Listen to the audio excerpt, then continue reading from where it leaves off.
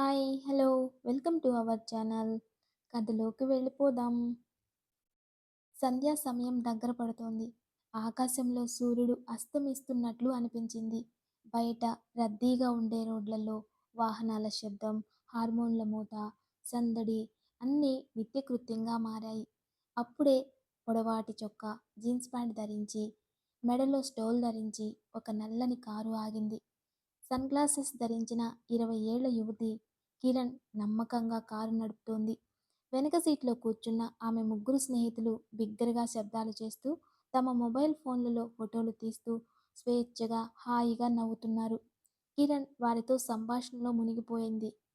ఆమె ఎంతగా వారితో మాట్లాడడంలో మునిగిపోయింది అంటే ముందున్న పోలీస్ చెక్ పాయింట్‌ను కూడా ఆలస్యంగా గమనించింది. "హేయ్! ముందున్న పోలీస్" అని కిరణ్ పక్కన సీట్లో కూర్చున్న పూజ చెప్పింది. కిరణ్ తన కారును నెమ్మదించే లోపే ఒక కానిస్టేబుల్ తన చెయ్యి పైకెత్తి కారు ఆపమని సిగ్నల్ ఇచ్చాడు. కిరణ్ అయిష్టంగానే బ్రేక్ వేసింది. కిరణ్ కిందికి దిగి తేలికపాటి కోపంతో "మీ సమస్యేంటి? మీరు నా కారుని ఎందుకు ఆపారు?" అని అడిగింది. "అవును మేడం, మీకు జరిమానా విధించబడింది. మీరు సిగ్నల్‌ని బ్రేక్ చేశారు" కానిస్టేబుల్ కఠినమైన స్వరంతో అన్నాడు. "ఎప్పుడు? ఎక్కడ? నేను ఏ సిగ్నల్‌ని బ్రేక్ చేయలేదు సార్. మీకు ఏదో మిస్‌అండర్‌స్టాండింగ్ అయినట్టుంది. నా కారు వేగం కూడా చూడండి" అంది కిరణ్. చాలా సింపుల్‌గా, చాలా సాధారణంగా చెప్పింది కిరణ్. నేనేమీ తప్పుగా అర్థం చేసుకోలేదు మేడం. నాకు మునుపటి చెక్ పాయింట్ నుండి కాలొచ్చింది. మేము మీ వాహనం నంబర్‌ను గుర్తించాము అని కానిస్టేబుల్ తన సదరుని ముడుచుకుంటూ అన్నాడు. కిరణ్ కోపంతో పళ్ళు కొరుక్కుంది. కొన్నిసార్లు ఆమె ఇలాంటి తప్పులు చేసేది. మరియు ఆమె వాటికి డబ్బులు చెల్లించాల్సి వచ్చేది. ఆమె బయటపడడానికి ఒక మార్గం గురించి ఆలోచించడానికి ప్రయత్నిస్తుండగా అకస్మాత్తుగా ఆమె కళ్ళు కొద్ది దూరంలో నిలబడి ఉన్న మరొక యూనిఫాంలో ఉన్న పోలీస్ అధికారిపై పడ్డాయి. అతను పొడవుగా, ఆకర్షణీయంగా, గొప్ప వ్యక్తిత్వంతో, చక్కగా కత్తిరించిన జుట్టుతో మరియు నమ్మశక్యంగాని అందగాడు. ఆమె ఇంతకు ముందెప్పుడూ ఆ పోలీసుని చూడలేదు. అతను ముదురు సన్ గ్లాసెస్ ధరించి వైర్లెస్ మాట్లాడుతున్నాడు మరియు అతని బిహేవియర్ ఉగ్రతను ప్రసరింపచేస్తుంది. కిరణ్ పదునైన చూపు అతని చొక్కా ముందు భాగంలో ఉన్న బ్యాండేజ్పై పడింది. అతని పేరు మరియు ర్యాంక్ ఎక్కడ వ్రాయబడిందో ఎస్పీ రుద్రసింఘానియా. ఆమె దానిని చదవగానే ఆమె మనసులో ఒక ఆలోచన మెరిసింది మరియు ఆమె కళ్ళు వెలిగిపోయాయి. ఆందోళన చెందిన ముఖాలతో కూర్చున్న తన స్నేహితుల వైపు చూసిన తర్వాత ఆమె కానిస్టేబుల్ వైపు తిరిగింది. "నీకు కొంచెమైనా షేమ్ అనిపిస్తుందా?" అతను తన బాస్ భార్యను ఆపి ఆమెకు చలానా జారీ చేస్తున్నప్పుడు అతని గొంతులో గుర్తించదగిన కోపం కనబడుతుంది. "ఏంటి మేడం?" అంటూ కానిస్టేబుల్ ఆశ్చర్యపోతూ అడిగాడు. అక్కడ నిలబడి ఉన్న ఆ ఎస్పీ రుద్రసింఘానియా నా భర్త. ఆమె దూరంగా నిలబడి ఉన్న ఎస్పీ రుద్ర వైపు చూపిస్తూ చెప్పింది. ఇది విన్న కానిస్టేబుల్ పూర్తిగా నిర్ఘాంతపోయాడు. "అతనే నీ భర్త?" ఆశ్చర్యపోయి అతను ఆవేశంగా వేడుకున్నాడు. "అవును" కిరణ్ ముందుకు అడుగులు వేస్తూ మెల్లగా గుసగుసలాడుతూ అన్నాడు. "వాళ్ళు నా గురించి తెలుసుకుని నన్ను ఆపినందుకు నీకు చలానా జారీ చేసే ముందు నువ్వు నన్ను త్వరగా వెళ్ళనివ్వాలి." అంతలోనే మిస్టర్ రుద్ర కానిస్టేబుల్ తలపై తట్టాడు. ఆమె సింఘానియా వైపు చూసింది. ఆమె చిన్న తప్పును కూడా ఎప్పుడూ క్షమించడు. ఇది చాలా పెద్ద తప్పు. అతను తన భార్యను రోడ్డు మధ్యలో ఆపి చలానా జారీ చేయడానికి సిద్ధమవుతున్నాడు. కానిస్టేబుల్ భయపడిపోయాడు. అతను వెంటనే వెనక్కి తగ్గాడు. "క్షమించండి మేడం, నేను తప్పు చేశాను. ఇప్పుడు వెళ్ళి సార్ నా పేరు చెప్పకండి దయచేసి" ఆమె చాలా తక్కువ స్వరంతో వేడుకుంటూ చెప్పింది. "లేకపోతే సార్ నన్ను ఉద్యోగం నుండి తొలగిస్తాడు." కిరణ్ తన నవ్వును అణుచుకుంటూ కారు స్టార్ట్ చేసింది. "సరే సరే వెళ్ళు. నేను మీకు ఒక సాయం చేశాను. ఆ! కానీ నేనేం మీ బాస్‌లాగా కఠినమైన అమ్మాయిని కాదులే. నేను చాలా మంచి అమ్మాయిని" అని ఆమె తన నవ్వును ఆపుకుంటూ చెప్పింది. తనేదో ఆ కానిస్టేబుల్‌కి ఉపకారం చేసినట్లుగా ఆమె నకిలీ కాలర్‌ని ఊపింది. అప్పుడు ఆమె త్వరగా కారును ముందుకు కదిలించింది. ఇప్పుడు ఆమె చాలా వేచి ఉన్న మాటలు ఆమె పెదవుల నుండి స్వేచ్ఛగా ఉన్నాయి. ఆమె కానిస్టేబుల్‌ని మోసం చేయడంలో విజయం సాధించింది. ఆ మరుసటి క్షణంలోనే ఆమె అక్కడి నుండి వెళ్ళిపోయింది. అలా రుద్రసింగానియాని దాటుతుండగా అందరూ బిగ్గరగా నవ్వారు. రుద్ర షాకయ్యాడు. అంతేకాకుండా కారు నంబర్‌ను జాగ్రత్తగా గుర్తుంచుకొని ఆపై తిరిగి కానిస్టేబుల్ వైపు వచ్చాడు. మీరు అమ్మాయిల్ని ఎందుకు వెళ్ళనిచ్చారు? వాళ్ళు సిగ్నల్ రూల్స్‌ని బ్రేక్ చేశారు కదా! మరి వాళ్ళని మీరు ఎలా వెళ్ళనిచ్చారు? అని గంభీరమైన స్వరంతో రుద్ర అడిగాడు. సార్, అది ఆమె మేడం అంటూ నసిగాడు కానిస్టేబుల్. మేడం సార్ అని కానిస్టేబుల్ భయంగా అన్నాడు. ఎస్పీ రెండు కనుబొమ్మలు పైకెత్తి అతని వైపు చూశాడు. సార్, మీ భార్య సార్ అని కానిస్టేబుల్ చెప్పిన మాటలు అతన్ని ఆలోచనలో పెట్టాయి. మీరు ఏం అర్థం లేని విషయాలు మాట్లాడుతున్నారు? అవును సార్, ఆ మేడం ఆమె మీ భార్య అని చెప్పింది సార్. నేను ఆమెను వెళ్ళనివ్వకపోతే మీరు ఆ విషయం తెలుసుకుని నన్నేం చేస్తారో అని భయపడ్డాను సార్. కానిస్టేబుల్ అలా వివరించాడు.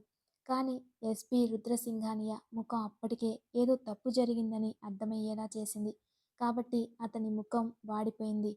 నిన్ను ఎవరు ఇలా చేయమన్నారు? నువ్వు నన్ను అడిగుండాల్సింది కదా!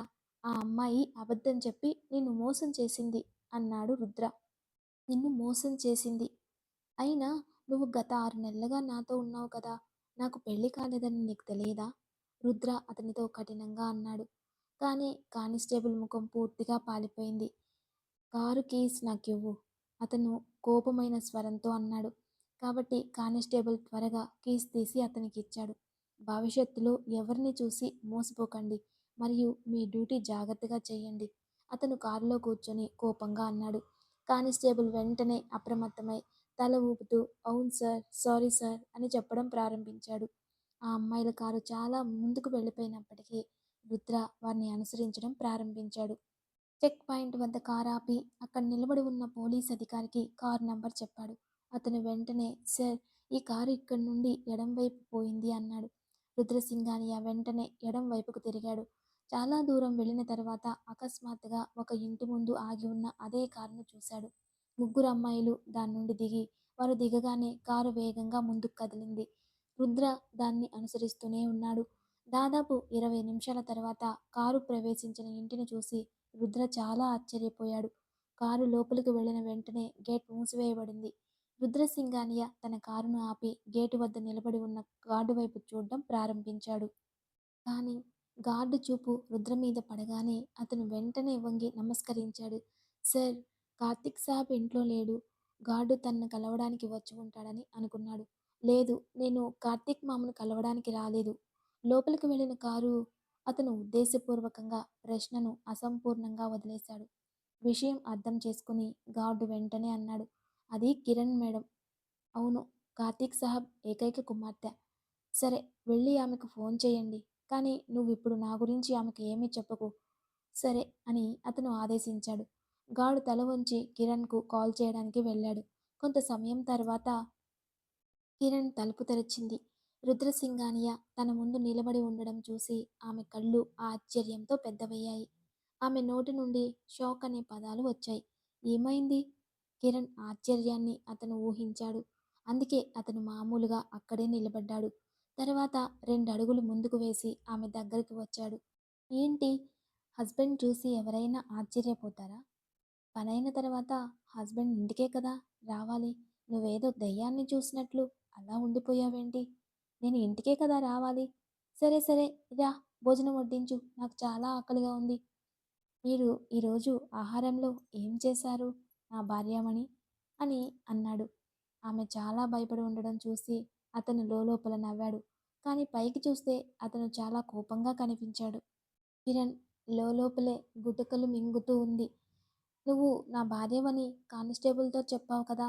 ఎస్పీ రుద్రసింగానియా ఓదార్పునిస్తూ అతని ఛాతీపై చేతులు ముడుచుకున్నాడు. కిరణ్ ముఖం పాలిపోయింది. లేదు సార్, నేను మీ కానిస్టేబుల్తో అలాంటిదేమీ అనలేదు సార్.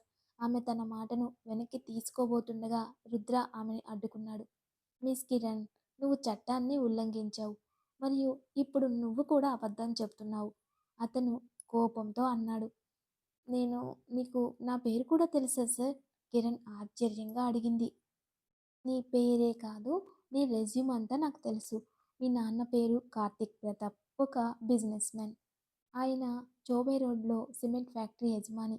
మీ అమ్మ చనిపోయారు. మీరు ఒక్కగానొక్క కూతురు, కాలేజీ విద్యార్థి. అతను ఒక్క శ్వాసలో అన్నీ చెప్పాడు. కిరణ్ అతని వైపు కళ్ళు విప్పి చూసింది. మరిప్పుడు ఏం చేయబోతున్నారు? అతని గొంతులో ఒక ముగ్ధత కనిపించింది.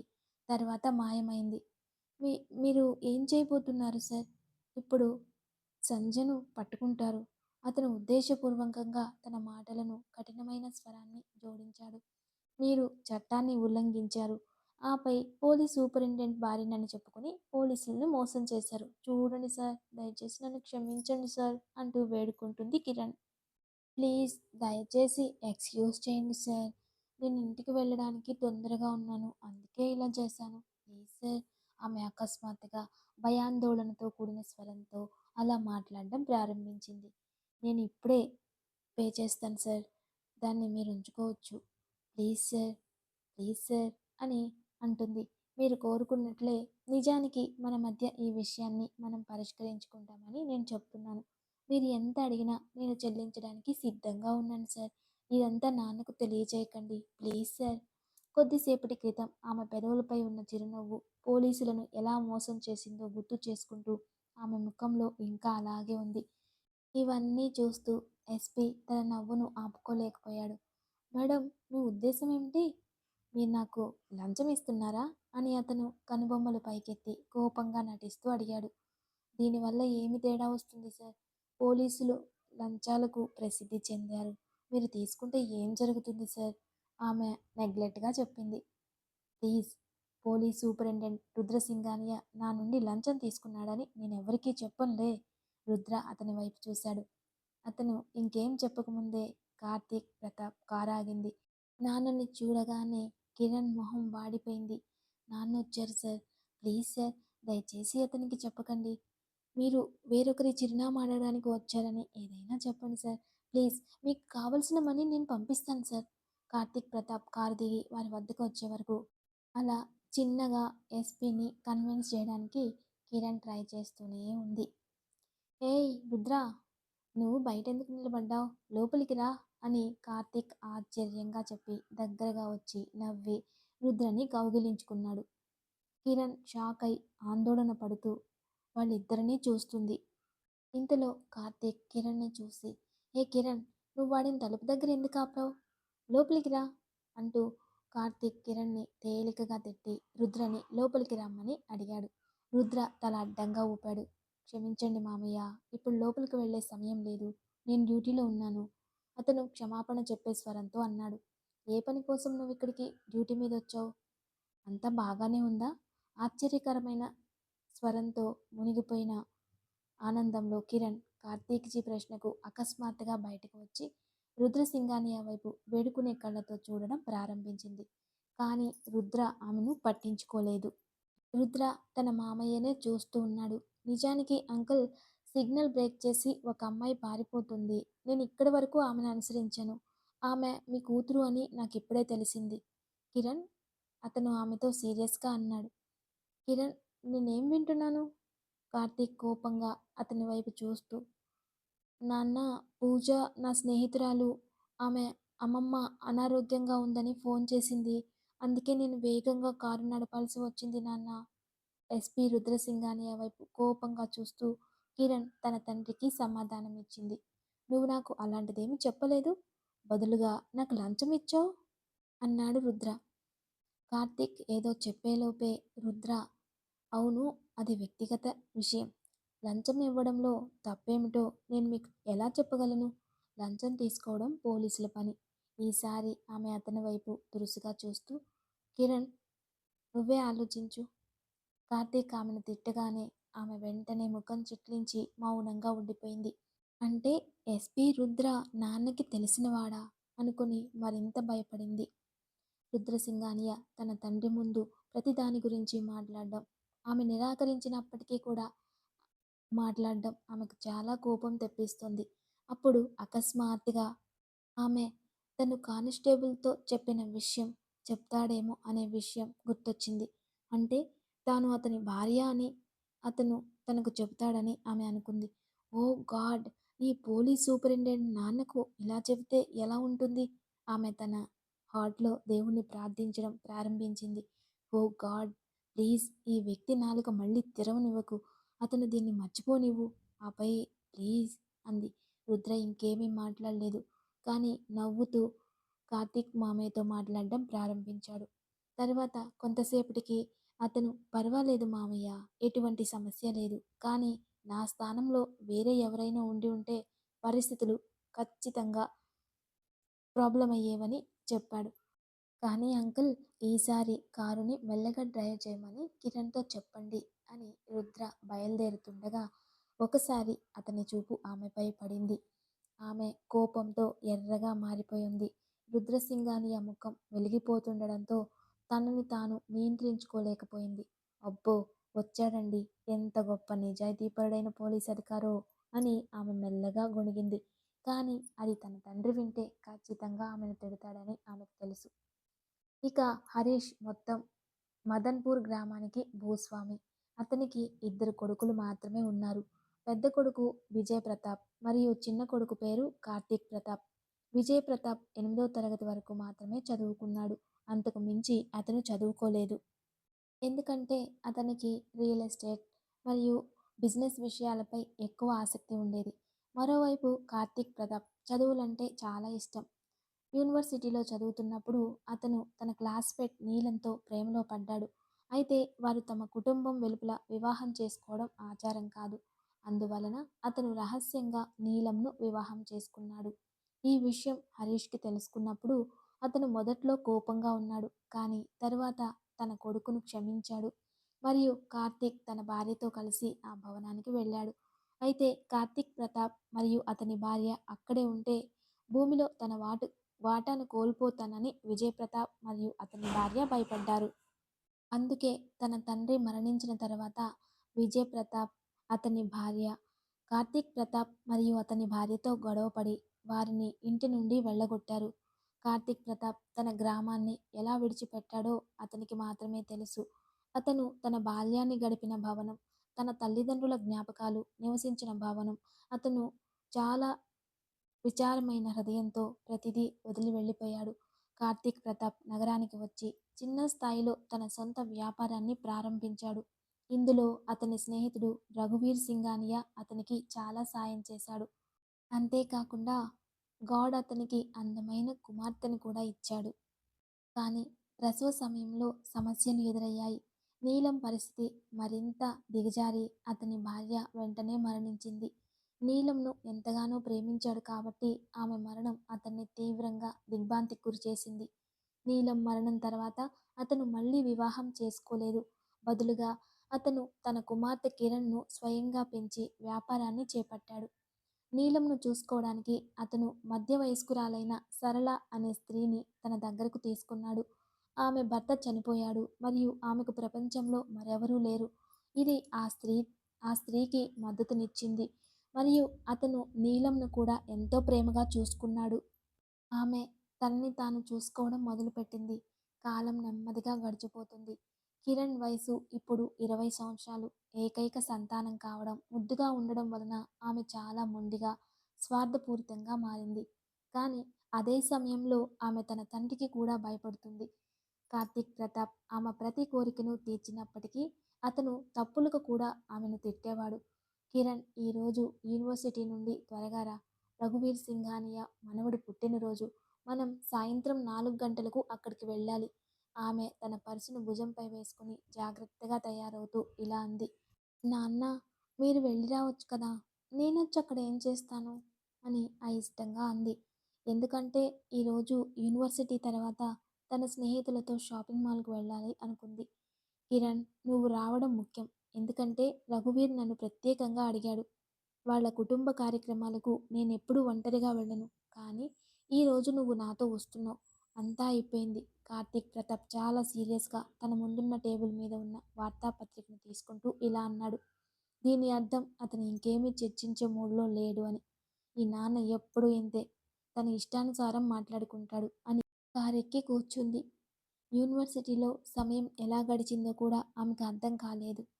కిరణ్, ఈరోజు మనం షాపింగ్కి వెళ్తున్నాం కదా. క్లాస్ అయిన తర్వాత ఆమె తన స్నేహితులతో బయటకు రాగానే పూజ అడిగింది. స్నేహితురాలు లేదు. ఈరోజు కాదు. ఈరోజు నేను నాన్నతో రఘువీర్ మామయ్య ఇంటికి వెళ్ళాలి. ఆమె విచారకరమైన ఫేస్తో, నువ్వు తిరస్కరించలేవా అంకుల్ని అని చెప్పింది పూజ. ఏడుపు మొహం పెట్టింది. కానీ నాన్న నన్ను ఏదైనా పని చేయమని ఆదేశిస్తే నేను ఆ పని చేయాల్సిందే అని మీ అందరికీ తెలుసు కదా. ఆమె ఒక శ్వాస తీసుకుని అందరికీ చెప్పి ఇంటికి చేరుకున్నప్పుడు నాన్న అప్పటికే ఆఫీసు నుండి తిరిగి వచ్చాడు.